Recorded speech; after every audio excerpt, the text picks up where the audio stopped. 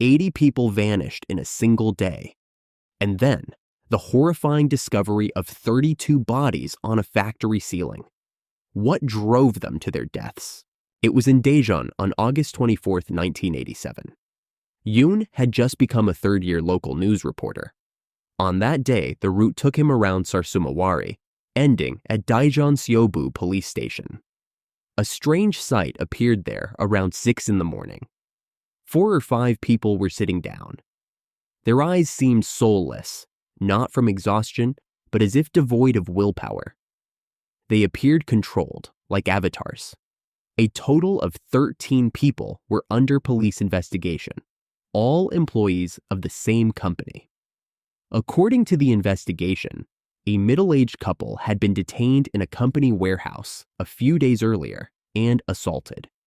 The reason is that they were forced to sign a bond waiver memorandum giving up payment. The company made folk crafts and was quite famous.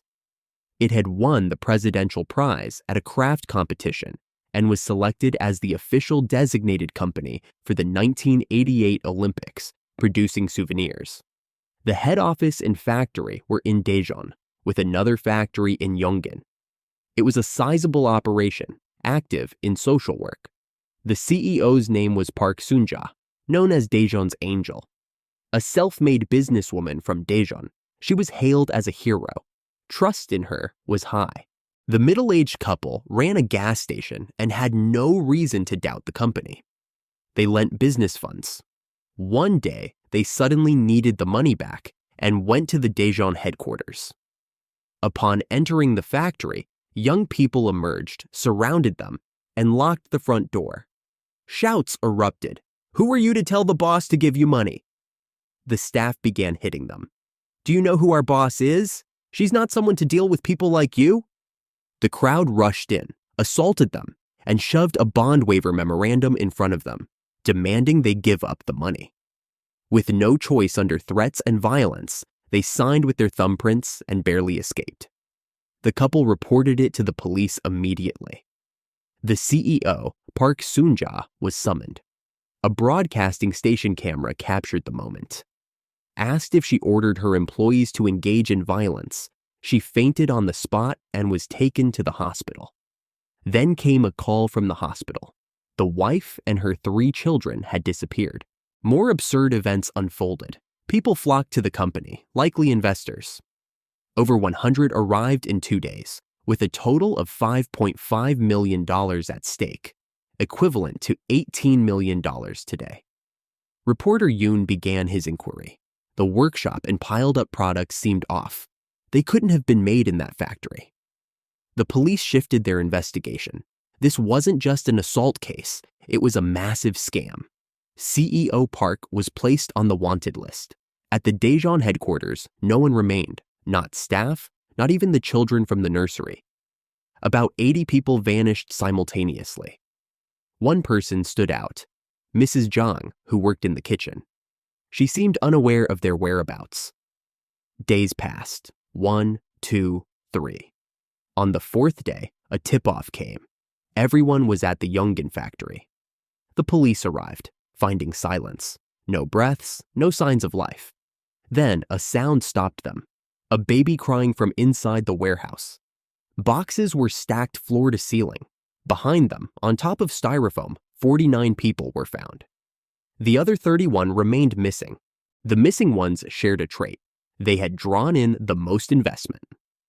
That night, Park's husband arrived at the Yongin factory after hearing the news.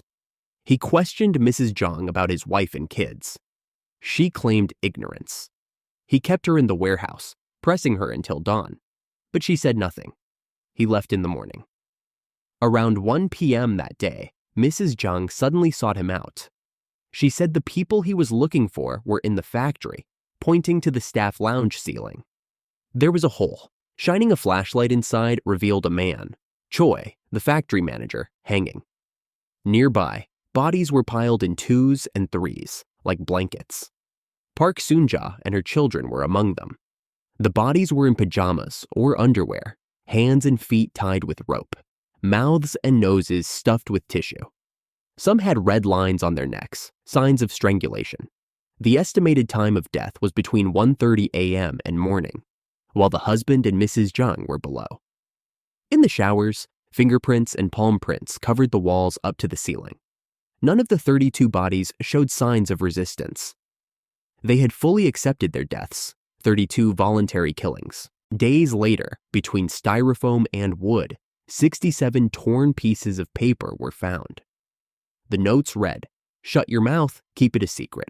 Consciousness has been lost already dead." Honorifics were used, likely addressing Park Soon-ja. Starting 4 hours ago, 5 people have gone.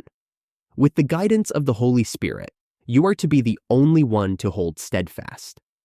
The notes hinted at a religious cult. The "you" mentioned repeatedly pointed to Mrs. Zhang, the sole survivor who knew about the ceiling.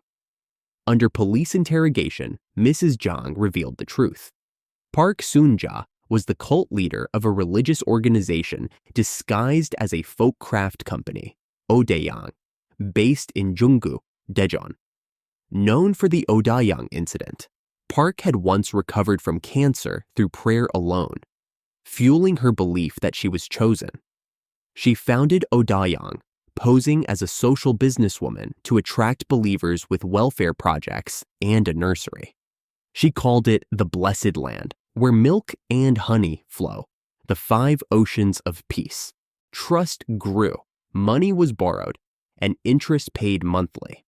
Once trust solidified, she lured creditors to live at Odayang.